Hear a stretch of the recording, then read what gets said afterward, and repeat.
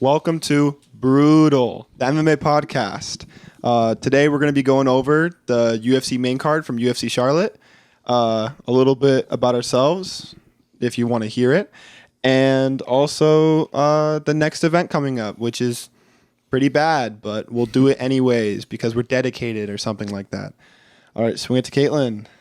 How you been? How's your weekend been? Weekend, I've been dying, but honestly, the fights yesterday were awesome. Sweet. For what I saw, which was the KSI fights, that was pretty dope. However, I did not see these fights. KSI should be a Muay Thai fighter and not a boxer. That's all. He should. That was kind of a disgusting knockout. I'm not gonna lie. Daniel did miss the fights this weekend, but everyone else here saw him. I did run him through some highlights, some of the more important fights. Also destroyed everybody on the picks. Just saying. Somehow, Daniel pulled off. Were you first? I was first. Oh, I'm going to kill myself. In the verdict picks, everyone did their picks. I think I got second. Mm-hmm. I was third. Kaitlin got third. Charles absolutely fumbled the bag because I got six times more points than Charles. I have a feeling in my bones, guys. Listen, Wrong. I was close. Dude, okay. your funny bone was the only thing you were feeling. He almost won. Okay. Had he won, I would have been good, right? Whatever you say.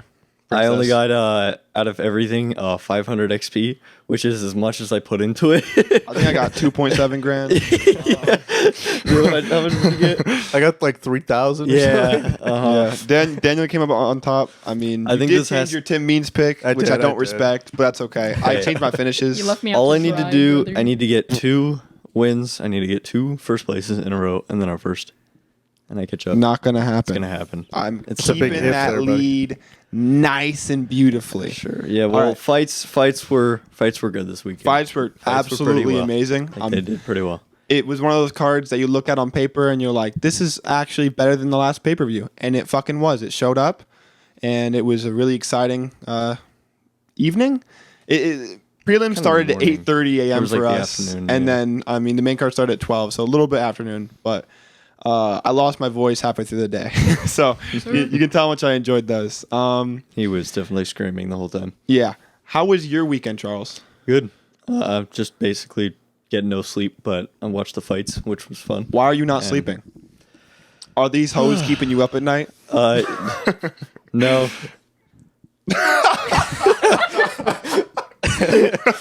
No, they're definitely not keeping me up. No, we're just doing this at like an hour that we probably should be doing it, and I'm not used to waking up this early. Okay. But Tell me about it. yeah. Yeah, Daniel and Charles seem to be a little bit of night owls. Me and Kaitlin are always up at this hour. I wake usually up at like 11 or 12 every day. That is Yeah, crazy. no, I can't. See, I usually wake up at like 9:39. Respectable. Woke up at what 7:30 today, which is like I can do it. I'm proud of you. You know. I'm proud of you. Yeah. All right. You guys want to jump? Do you want to talk about the KSI fights first? Get out the dumb shit I want first. the excitement KSI build, but fights. we can insert that a little bit later. 'cause Okay, well, I'll be the only one We'll talking about it. insert the baloney later. We'll We'll Serve just that like baloney. fill one of the fights that we don't really care about with the kids. Yes.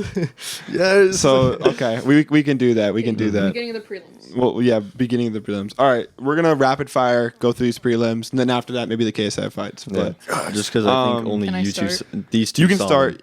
them. Rest in peace, Jessica Rose Clark. She was the first fight of the prelims and got manhandled.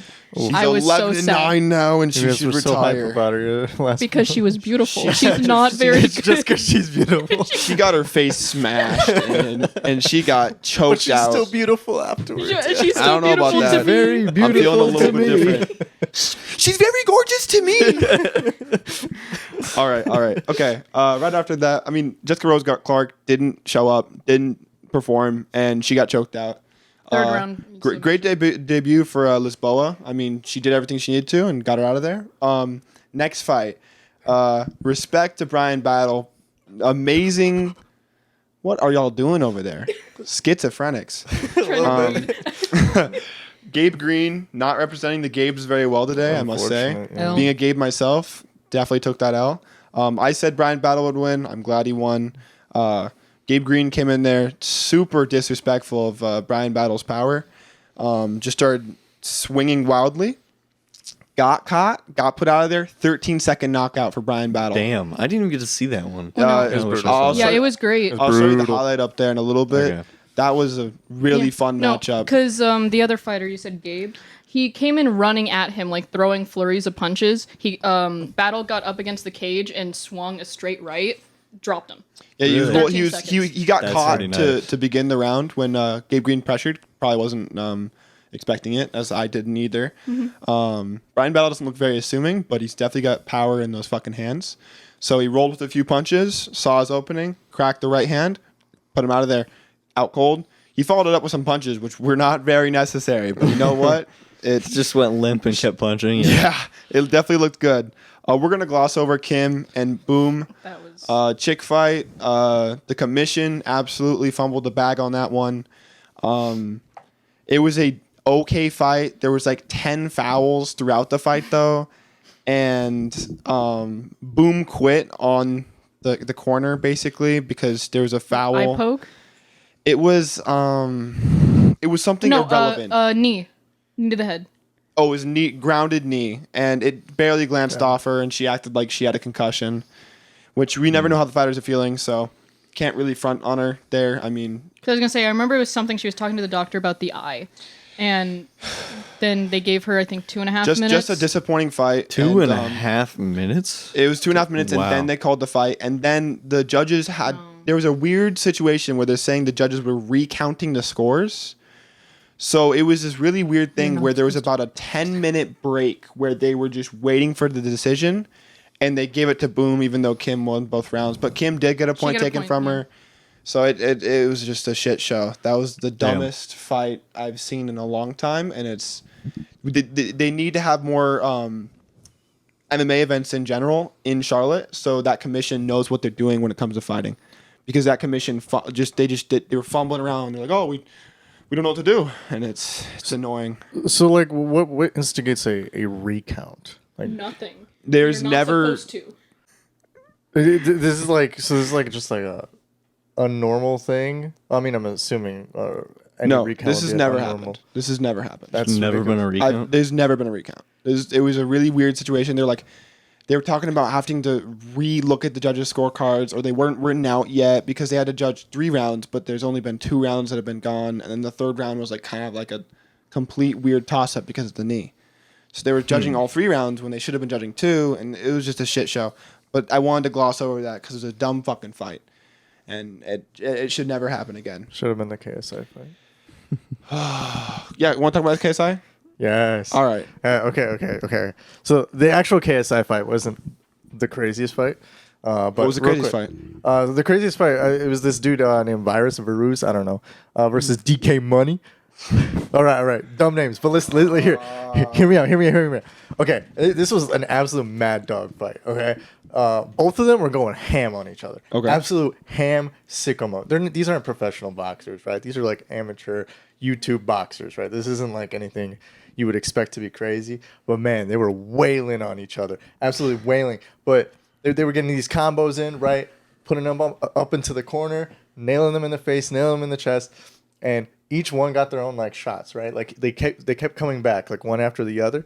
And then Virus, oh my God. He comes in, gets DK Money in a what do we call it? Like a little hug. Clinch. A clinch, right? He gets him in a clinch, right? And then he basically like pushes him off a little bit. And then he uses that time that he's like, that DK Money's taking that step back to make him feel comfortable. And then he just nails him with this uppercut that just puts his lights out.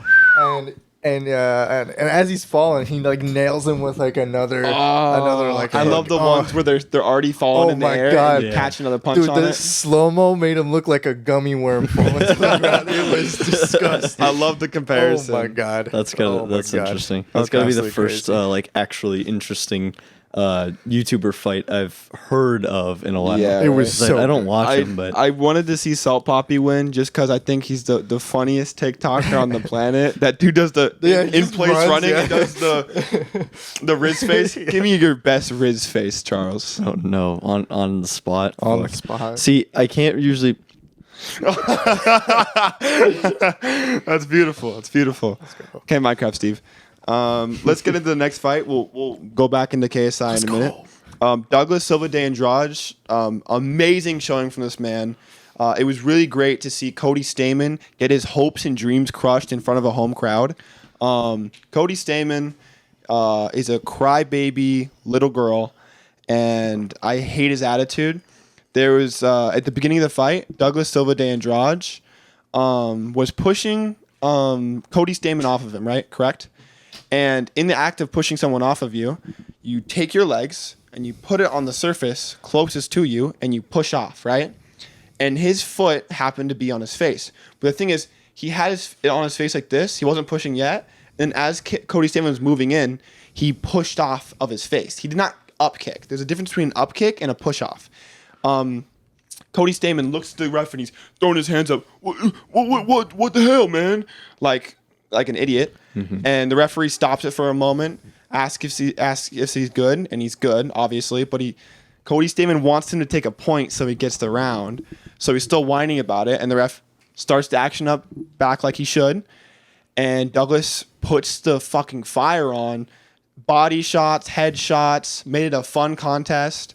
In the third round, Cody Stamann did drop Douglas, which made it a little bit more competitive. He took that round, but the judges got it correct with giving Douglas Silva de Andrade a unanimous decision. So nothing controversial there. Really good fight, but I hate Cody Stamann's attitude, and I'm really glad he got handed a little loss because his ego was just up there. And I saw a Brawler Bible online talking about how he would have, if they kept the position and if the push-off was counted and he took a point, he would have won the fight. Yeah, no shit, Sherlock. Of course he'd win the fight if he got a point taken. Yeah. That's how fights work. And he's acting like he should have gotten the point taken off. There was no damage with the up kick. There was no sign of any damage. It was obviously a very light push-off on his face. It wasn't even an up kick. And it was a little bit disappointing to see someone that knowledgeable pretend like he deserved the point in the round for that. When you say up kick, you mean like he was below him? And so when a guy's off his back and he throws a kick up at an opponent, if that opponent is standing, you can land it. But if they have any sort of limb on the ground, like their knee or their hand, it is an up kick, but it's an illegal up kick because you can't kick a downed opponent. Oh, wait, but you can't kick him out even if you're down. Even if you're downed as well. Ah, that makes more Otherwise, sense. Okay. The half guard in the UFC would be the most utilized position ever because you just grab half guard and then switch to side control, and you'd blast head knees and body knees. No, you can kick to the body, not to the head when you're a grounded opponent. So, great fight. Fuck Cody Stamann. I hate your attitude. Get back in there, but check your ego, buddy. Now, real quick for the uninitiated, a point off always seems like a massive deal. It's a huge deal. But the scorecards at the end always seem like up in the many tens of points, right? So like 30-27, you know. Yeah, like things like that. So like where does like the weight of this point come in? So every round is usually judged on a 10-9 basis. So if someone wins the round, they get a 10. If they lose the round, they get a 9. Okay. So it's only a point off. So that point really matters. In the case of someone being dominated in a round, so say they're getting almost knocked out, they're being ragdolled, they're being thrown around, it can be a 10-8. So you get 2 points deducted if you're really getting dominated. But if you get a point taken and the guy wins the round, that's a 10-8. The only way you can win is if you knock the other opponent out. So say you get a point taken and you win that round, if you win both of the other rounds, it's a draw. Got it. So you have to put the gas on. So I'm really glad that Douglas didn't have to empty the tank because it was a great fight. The referee did what he was supposed to. There's a lot of referees tonight that really didn't do what they were supposed to. So it was a really fun fight, and he did what he was supposed to. So props to that referee. I'll find out your name. You should referee more fights. I mean, luckily I was glad I didn't see any like early stoppages and shit because that was really annoying last week. How there was just so many early stoppages with all the refs. So let's use that as a transition to something more boring. Go back into the KSI fights. Man said boring? Yeah. Okay. Boring. All right. And also no relevance to real life. No. All right. They're called exhibition boxing for a reason. KSI fight. Okay. I'll quickly skim over the Deji versus Swarms fight. I love Deji Deji. versus I love Swarms. Deji. Deji He's the is only a beast. influencer boxer I actually enjoy watching. I respect him for one reason alone. I have many He reasons. fought Floyd Mayweather. but he fought Floyd his fucking mental Mayweather. though is so good. Yeah. He's so good. He gets shit on for so many fights, and then he keeps bringing it back. Absolutely. So that's such a good. That's what attitude. makes a true winner. Unlike the guy we just talked about, who was complaining about the Exactly. face thing. Yeah. Like, he's gonna keep getting better with that kind of attitude, and I think that's awesome. Yeah. But KSI fought what was it, Joe Fournier or something like that. That fight was pretty intense. Not too crazy though. KSI is just intense like usual. But Wild punches, yeah, elbows, just and throws knees. a flurry of punches. I wouldn't go as far to say that the elbow knockout was intentional. It definitely didn't look intentional. Yeah. It's the way of throwing a punch. It just comes out when you're real close like that. They step in. I get that, but But it should have is been it a not no contest. Is it not a no contest? Well, Is if the ref saw it immediately, it would be a disqualification. so right? it's technically a win for KSI. For Joe Fournier. Okay, right now it is. Right Right now. now it is technically a win Okay. for Are KSI. they reviewing it? Yeah, Joe Fournier is having it reviewed. Well, he'll win that review. So. Yeah, he'll probably win the review. It'll probably be a no understandably contest. so. He was pretty pissed about it. Understandably I would be so. pissed about it. Yeah, and but it was still a fun fight to watch, and it's still like it still gives confidence in people that want to see the YouTube boxing thing become more serious. Mm-hmm. I think because although KSI is kind of insanely reckless, it's obvious that there's like something there that can be. I think generally, I like influencer boxing specifically because it does encourage a lot of people to look into boxing, look into MMA. It kind of opens up the sport to new faces. That's how I got into more fighting stuff because of that stuff. Yeah, and I love to see the younger community get into something that's actually positive for once, rather than pranking people and other dumb stuff like that. This is what I want to see. I want to see a YouTuber MMA, just so we can see the two unnamed land whales that we had seen over this weekend. Don't know what you're talking go about. at it. Are you talking about wings? I said unnamed for a reason. Thou shall not be named. Thou shall not be Wings named. and Boogie. Oh my God. I did not see any highlights I didn't because see I didn't want to see that. 2 tubs of lard on my screen. I didn't want that to be recommended in my feed. Still respect to them for actually getting into They- the ring and doing it. they the totally- self-work, The first thing like, they've to- ever done in their Hey, lives, hey, apparently. They totally rigged it. I guarantee you. Do you think they There's rigged it? no fucking way Yeah, John that, paid him. that like Boogie actually was like TKO'd by any means. I think it was literally just Boogie either got tired or was like, I'm getting paid either way. Well, yeah, did you watch it? Did you watch any of the? No, I fucking Yeah, refuse. it was literally just Wings going ham. He was throwing like a flurry of punches, and all Boogie was doing was just like half-ass defending it. Yeah. So the ref just called it because Boogie wasn't doing. If you're not anything, so- intelligently defending yourself, that's a TKO, so it makes sense to me. Yeah. Let's get back into the real fights. Yeah. Carl Williams. Oh, These are real fights to me. No. I think are they exhibitions or are they professionally recorded fights? Well, they are professionally recorded. I don't know if they're No, like on the records. Are they considered They exhibitions? do have records, not on like. I know KSI the has a normal, record. like- I know KSI. Yeah, all of the has an fighters there official record. have records. I guess except for Wings and Boogie, but yeah, Okay. they keep records on all of them. Okay. Yeah. So, Cool. anyways, I'm just saying yeah, if they're recorded as an amateur or a professional bout.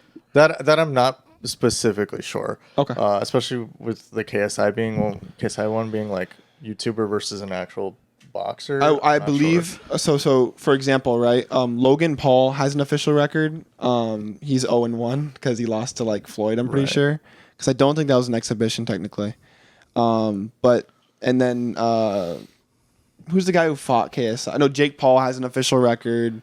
KSI has an official record. Joe Fournier, yeah, it's like he has an official record. He's a boxer. Yeah. Okay. So that makes sense to me then. All right. Well, So they're speaking of real big-ass fights, but they're real records- boring. Yeah. Anyways, Speaking of giant records, look at the Tim Brown fight.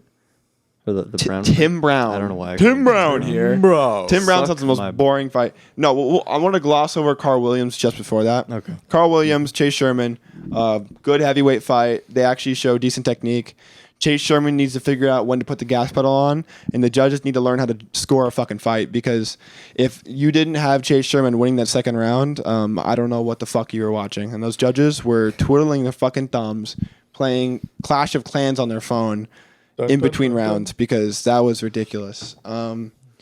Good fight IQ by Carl Williams, though. Great jab. I think he landed over 90 shots to the head with that jab. So, good fight. Let's get to Matt Brown and Court McGee, not Tim fucking Brown. Charles. I was thinking of Tim Means. All right. So, really enjoyed this fight. I kind of called the finish. I love Matt Brown. I've been a huge fan of Matt Brown since I started following the sport. Has now tied the knockout record in the UFC. He has 13 knockouts. I believe they were all in welterweight, so he definitely has that record for most finishes in welterweight. That's crazy. 42 years old. The name sticks. Matt the Immortal Brown, staying immortal and knocking these fools out at the age of 42. Really showing like these young guys what's up. So I was really happy to see that. Thoughts on the fight, guys? Nice fight. That was definitely a nice fight. That's one of the one Charles did. That was get to see. I actually caught it. I was surprised. I got there at like 12:03. I was expecting, because we paused it for you. Card, but oh yeah, yeah. Thoughts on that fight, Kaitlin? It was a great fight. I think, as the knockout happened at the end of the first round, we were literally talking about like, oh, it's probably going to go into later round knockout or decision, because both are pacing. I did say that, because I was just like unsure that they would push for a round one knockout, because both of them were putting pressure on each other. So as soon as I said that, then Matt Brown knocked him. Yeah. In Matt Brown's Octagon interview, he actually said he wasn't planning for the first round knockout. He was planning to weaken him with those leg kicks that he was landing on that calf, and he just happened to land correctly. And as soon as the punch landed, he knew it was over. I mean, you saw Court McGee. He went into his guard, and then he realized how out he was, and he just laid back, and ref stopped it. So that was the one you showed me. That was the one with that right hand. Yeah, that was pretty nasty. Old man Matt Brown. I don't know who you put him up against next, but he said he's going to be only aiming for knockouts or to be knocked out. So dang. I'm loving what Matt Brown's bringing to the table. It's always cool seeing like a fighter start feeling like a flow. At least like mid-match or anything like that. And they just go ham. Yeah. Ham after they see an opening. It's definitely more entertaining when you actually do go for a knockout and you're not like some, that's why we need more guys like Matt Brown. Well, Tough I love seeing motherfuckers. round 3 decisions, round 5 decisions. Oh, they're so entertaining. Oh yeah, I know. I love when they're sitting there and just doing jujitsu scooting and. I love you, Con Gracie. Ha ha ha. Remember the decision. Let's just pass by real quick on the main card with Alex Morono and Tim Means. Decent fight. I think Alex Morono was actually losing that first round, and he came into the second. He drills this guillotine all the fucking time. Alex Morono, the Great White. I love his nickname. Is that his nickname? It matches what he looks like, yeah. But I don't know about the mentality. He was landing all right. I don't think he was really pushing the pace as much as I'd like him to. But he got taken down by Tim Means, and he sat up into a guillotine, pulled it perfectly. Tim Means tapped twice before the ref saw it, and great finish. I was happy to see it. I initially had Alex Morono with the second round sub, and I changed it last second, which I always regret to do, but I do it anyways because I'm schizophrenic. We really got to keep track of how many times you do that. 0 for 2 at least for this event. 0 for 2. We should do a little counter up there. Oh right god. Up there and just... We should. We'll draw some stuff on this whiteboard eventually. Yeah. We'll figure out what we're doing with that. But for now, it's staying blank. Let's get to The Bachelor, aka Carlos Ulberg. He was on The Bachelor. No, it's not his nickname. On The Bachelor? His nickname is the Blackjack, and that's a cool name. It is actually a pretty cool name. It's unique, which I'm so sick of these guys being named Pitbull. There's like 20 UFC Pitbulls. Dude, I've never seen a Pitbull before. Yeah, there's a lot of them. Andrei Arlovsky's named Pitbull. Patricio Pitbull. There's a lot of Pitbulls. It's a little annoying, but I was really excited to see Carlos Ulberger in there. I knew he would get a finish. I thought second round because he's a little bit of a slow starter sometimes, but he has a great check hook. I got to say, his counter ability is insane. I'm forgetting the name off the top of the dome. Ihor Potiera, one of the only Ukrainian fighters in the UFC. I think he's one of 3. He kind of rushed in there, a little bit reckless with these punches. He landed a shot or two. He wasn't not representing himself.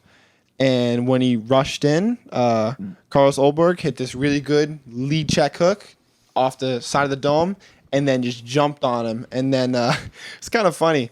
Referee didn't stop it, but Carlos Olberg started walking away like the fight was over. And the refs looked at the guy and was like, and then stopped it. He's like, you know what? He is out. I agree with you, man. And then just stopped the fight. And I was like, No. I think that was the first time I've ever seen the guy like literally just walk away. It was thinking, pretty I funny. won."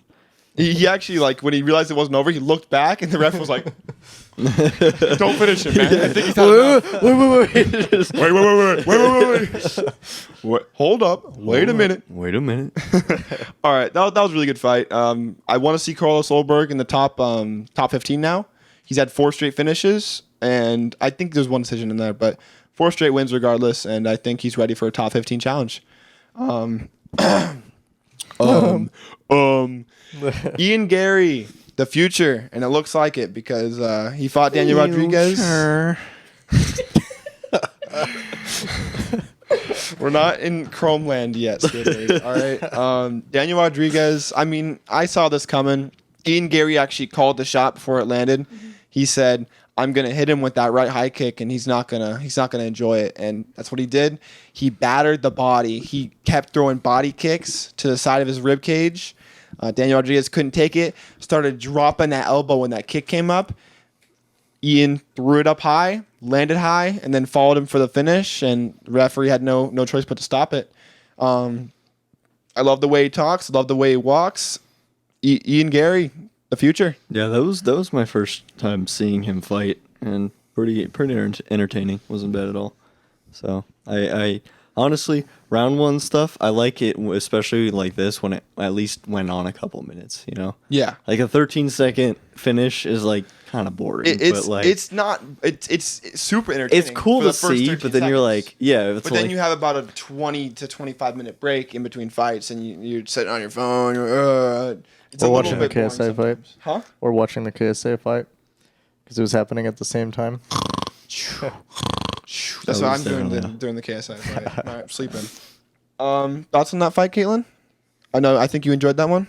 It was really entertaining. I had a tiny bit of hope that Rodriguez would do a bit more and it would go into later rounds, but no, he called it exactly. He kept on putting his arm down and he just threw it up high and got it. It was really kind of fun to watch, especially when a fighter's able to like call out what they're gonna do. Yeah, I do find that very entertaining because it's not exactly like cockiness. It's premonition, and it's really exciting to watch, especially like a guy like Mystic Mac, aka Conor McGregor. They called him Mystic Mac because he'd call his fights, he'd say how he'd win, and he'd win that exact way.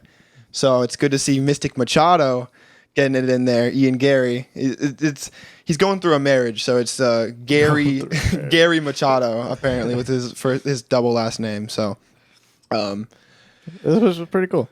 The future called the future. the future called the future. Future called the future. Johnny Walker, Anthony Smith.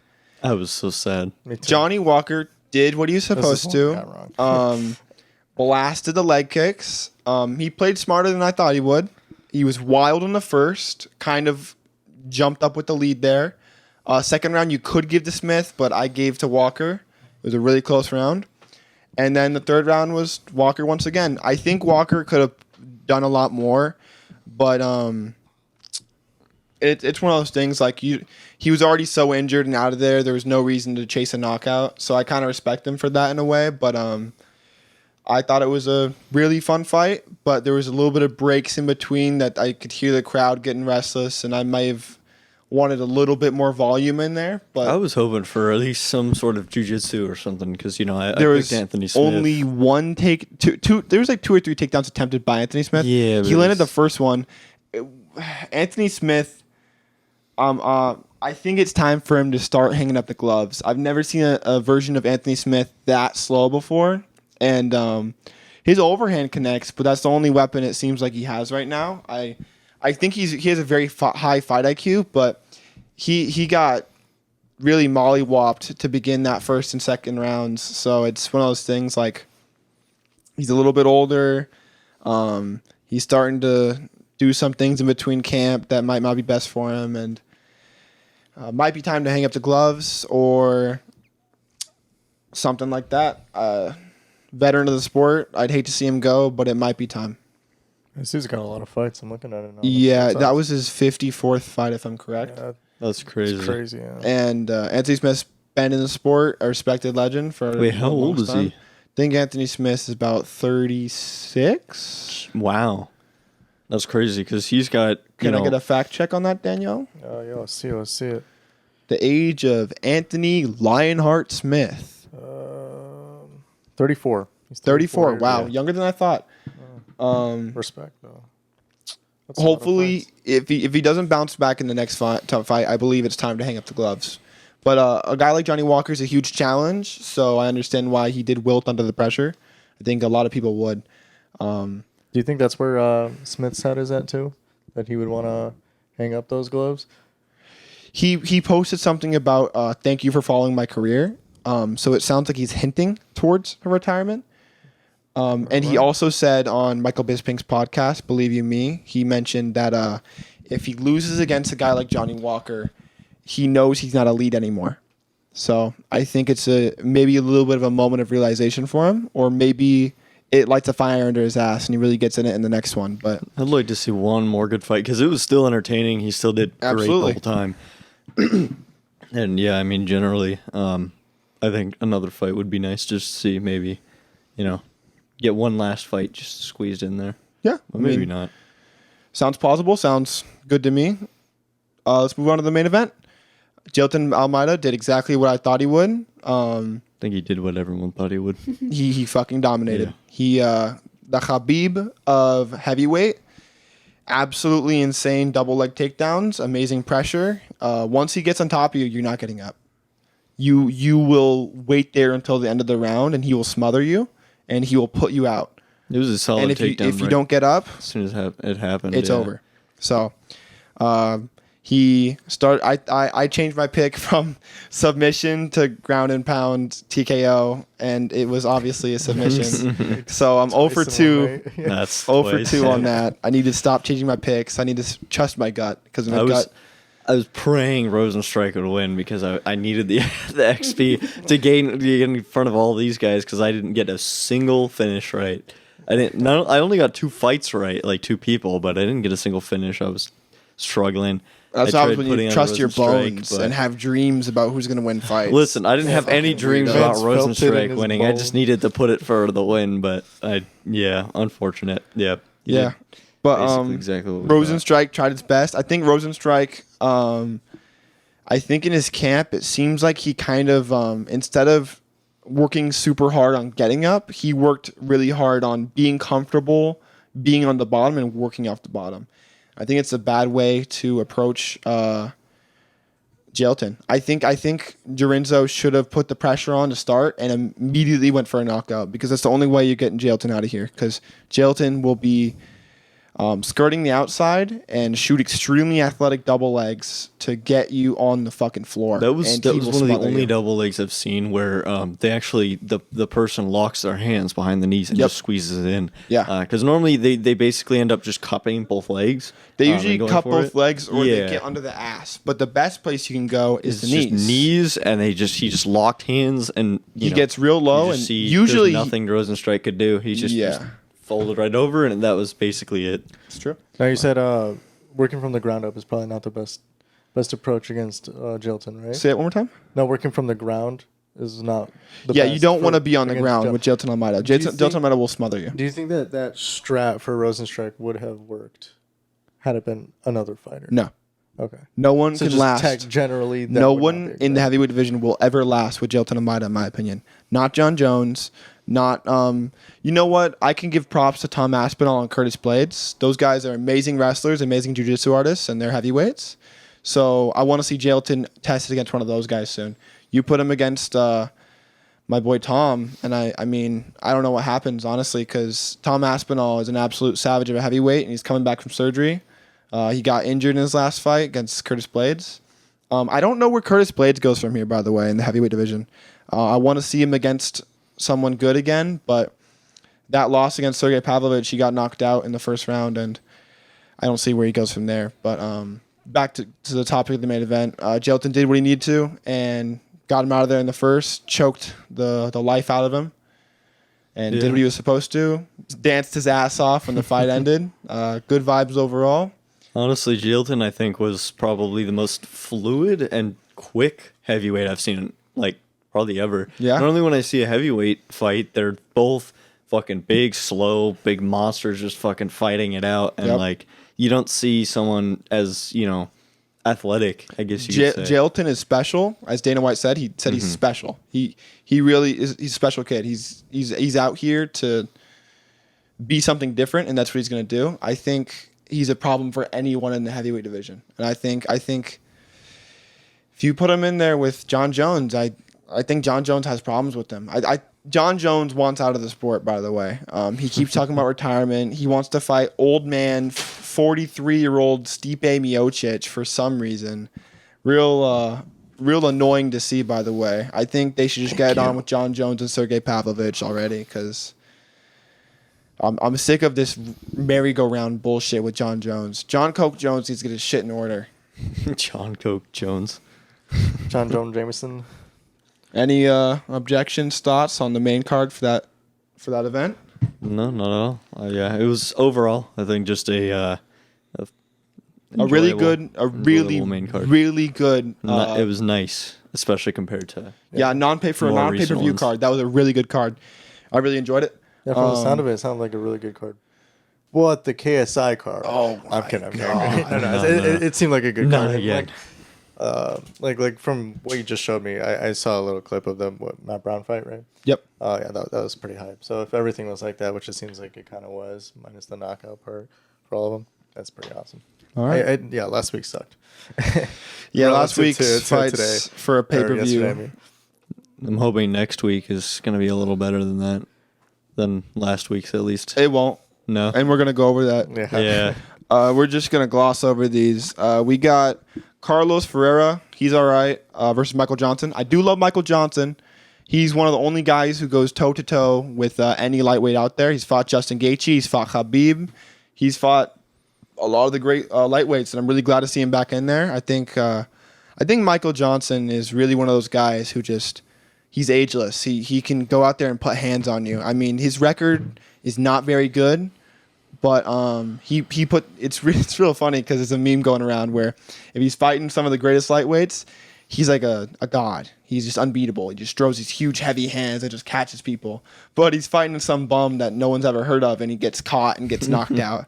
So this is a guy who's a little bit considered an unknown prospect. So hoping Michael Johnson breaks that curse down a little bit. We're going to jump right back into Slava Claus. This guy's name's Slava Claus. He looks like Santa Claus, and he's Slavic. So saying his name is a little bit ridiculous. I'm just going to call him Borshev, and he's fighting someone with an even harder name, Mihahate. Mahashate. And Mahashate is fighting Slava Claus. I do not know Mahashate. I think I've heard of his name before, but I don't believe I've seen him fight. Mayo did. Borshev has really good boxing, really good striking. He's lackluster on the ground, though, and I've seen him get caught a few times. I believe it's almost been a year since he last fought. Let's see what he does. I think he'll put on a little bit of a banger fight. Right after that, we got Andre Fialho and Joaquin Buckley. I love Buckley. Buckley has one of my favorite fights ever in the UFC between him and Kevin Holland, which is an absolute slobber knocker. These guys were throwing bombs, and it sounded like baseball bats hitting heads. Joaquin Buckley, super entertaining. Andre Fialho fights way too goddamn much. Last year, I think he fought 5 times. He was like 2-3. So he got to the UFC, and he's been super active. But I think I see Joaquin Buckley walking away with this with a finish. Joaquin Buckley is intense. He's fast. He's strong. And I think he puts on a banger of a fight against someone like Andre Fialho. Andre Fialho, if he connects with the hands, he might be able to put out someone like Joaquin Buckley. Chris Curtis was able to do it. So I guess we'll see what happens there. That'll be a striker versus striker matchup for sure. Buckley has wrestling ability, because he is strong and he is fast. He fights like Mike Tyson on the feet. So he's real short, real heavy, and he's got head movement, huge hooks. I see a lot of potential in a guy like Joaquin Buckley. He's young, he's strong. I want to see him get a finish here. If he gets a finish here, maybe he can either move down to welterweight, a class that more suits him, because I believe this fight's in middleweight, and see where he goes from there. I'm curious. So you guys are looking at a verdict, right? Verdict, yeah. Because I'm looking at the website or on the actual UFC thing, showing something. It's showing a card completely different. It's showing Dern versus Hill still, but it's showing. Can I get that phone, please? Edmund versus Anthony, Well, that's not till later. and it's showing a Edmund few other Anthony ones. This is completely correct. I've said all these fights. No, That's but Diego what Ferreira. That's Michael Johnson. That's about the Andre ones Fialho. They might not be main carded, but they're on the card regardless. See, they're right there. So it might be a they're prelim fight. prelims then. They might switch it up. In summary, Charles is blind. The way Google does things and Verdict does things, it might be a little different, but for the main, these are the bigger fights. That's what matters. So, right after that, we got Edmund Shabazian, Anthony Hernandez. Edmund Shabazian has proven he can't fight top talent, I believe. He's been in and out of the rankings. He's kind of a fringe fighter. He's like almost a gatekeeper for the top 15. Anthony Hernandez, I really enjoy when he fights. I see Anthony Hernandez getting a submission in there. Prove he's worthy of a top 15 opponent. And he is my favorite nickname, Fluffy. Fluffy, I like it. I like it. Yeah, he's pretty fun to watch, and he talks the talk, walks the walk, I believe. So he's on a 3-fight win streak. I think he gets another finish there. And then we got Women. Big Bodie, Mackenzie Dern, and Angela Hill. We got the vet Angela Hill. Is that her nickname? It's my nickname for her. We got the gorgeous Mackenzie Dern getting back in the cage here with Angela Hill. Angela Hill is a veteran. She's fought a ridiculous amount of times. I think she has the most fights in women's history for UFC. Angela Hill doesn't have anything from Mackenzie Dern, in my opinion. I think Mackenzie Dern gets the takedown, smothers her, probably gets her out of there in the third or fourth. So, good fight. I'm going to be watching that fight alone. Brother. Brother. I'm kidding. I'm a man of God. He's gonna leave the Praise be the Lord. room. Just walk into his own. Go and watch it upstairs in his room. I will not. I will not. I will not. We're cuffing Temptation cuffing is him to the chair. not my salvation. Mm-hmm. Or maybe he would Okay. want to be cuffed. Oh, no. These are called jokes. Jokes, folks. Jokes, folks. Yes. He's not joking. I'm kidding. I swear.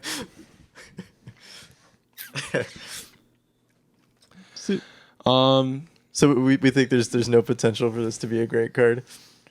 I think there is potential for this to be a great card, but the fighters have to really show out. This is the type of shit that we just watch on Discord together. Maybe. Maybe. Use the soundboard. Yeah. I watch every fight, so I mean, there's always some good fights nestled in some bad fights. So we'll see how it goes. I really don't think Mackenzie Dern and Angela Hill should be the main event, but I mean, I don't know who else you put in there. There's a lot of veterans on this card. There's a lot of guys who aren't really proven. So Mackenzie Dern is the most proven out of everyone on this whole card. So I mean, it makes sense she's the main event. But there's this fight was supposed to be on the last card. It was scrapped because they needed the main event because they've had so many people pull out from this card and canceled that just this one had 2 cancellations. Yep, and Yeah. it's gonna have more probably. So Really? it's just one of those cards that just seems cursed. But I mean, who knows? It might be like this most recent fight. yeah, no, it could be. yeah, it could pull very through well could be. surprisingly, But I'm keeping my expectations low. I'll tell you that much. All right. Real quick, want to gloss over Lupita Godinez, Loopy. She is I believe, strawweight UFC fighter. She's like 5'2". Class. Yeah. Strawweight. Strawweight. It's for chicks. Yeah, it's 115 pounds. That is so light. Yeah, it's really light. And I really like her fighting style. She's intense. She's taken. This is her 8th fight in a 2-year span. Super active. Super company gal. I hope Loopy gets the win, and I I think that'll shoot her into the rankings a little bit. So hopefully she gets out there, puts the pace on her, gets out a win. So I think that summarizes next card. Anything we want to go over? At this point, no.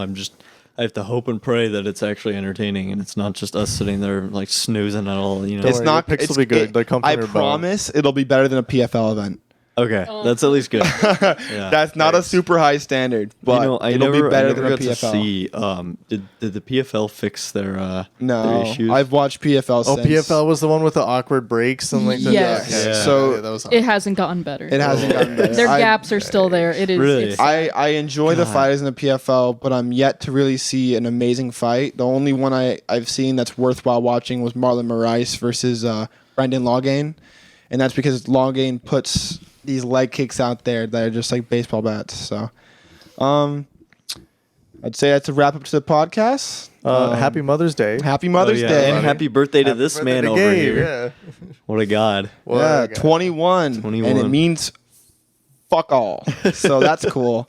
I might go gamble today. No. Go. Gamble some away my scratch offs at sorrows. 7-Eleven. Enable Join his us at the gambling casino, addiction it'll that be he already fun. has from freaking CS:GO and other stuff. And We ain't talking about CS:GO again. We're talking CS:GO every podcast. Come on. Absolutely. I'm We gotta addicted. open a few cases every podcast. I would be a No, millionaire if I bet on these fights. Ugh. oh, I know. No, you Well, lose all your money because you used to keep bet. changing your damn opinion. Yeah, if you keep. Well, you can't do that with bets. Can't do that with bets. You Can't used change to it. bet though, right? That's true. And you used to make bank. No.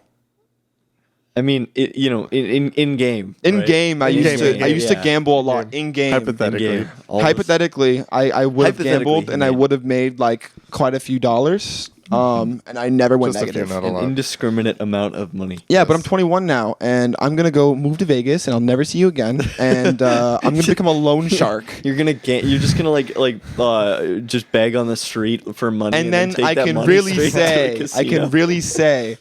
what color is your Bugatti? Yeah. Fucking idiot.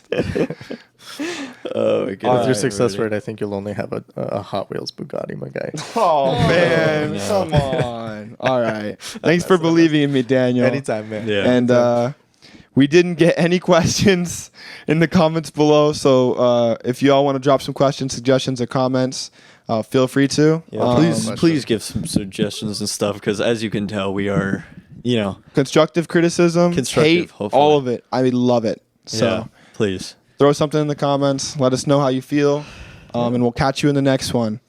All right. Adios, amigos. Ta-ta.